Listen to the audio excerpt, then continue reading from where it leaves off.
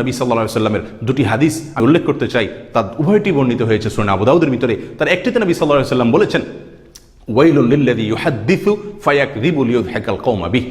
ওই ব্যক্তির জন্য ধ্বংস অনিবার্য, যে ব্যক্তি মানুষের মাঝে মিথ্যা কথা বলে দুষ্টমি করার জন্য, মজা করার জন্য।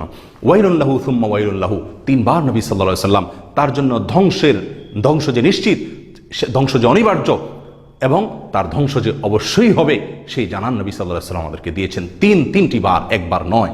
তাহলে বোঝা গেল কোনো মুসলিমের জন্য কোনোভাবেই দুষ্টমির ছলেও, মজা করার ছলেও মিথ্যা কথা বলার মতো কোনো সুযোগ ইসলামে রাখে নাই।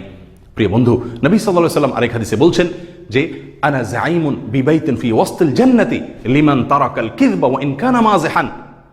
ওই ব্যক্তির জন্য আমি জান্নাতের একেবারে সেন্টার পয়েন্টে, মাঝখানে একটি প্রাসাদ আল্লাহ সুবহানাহু ওয়া তাআলার কাছ থেকে পাইয়ে দেওয়ার দায়িত্ব আমি নিচ্ছি। যে ব্যক্তি দুষ্টমির ছলেও, মজা করতে গিয়েও মিথ্যা কথাকে পরিহার করে মিথ্যা কথা বলে না। প্রিয় বন্ধু,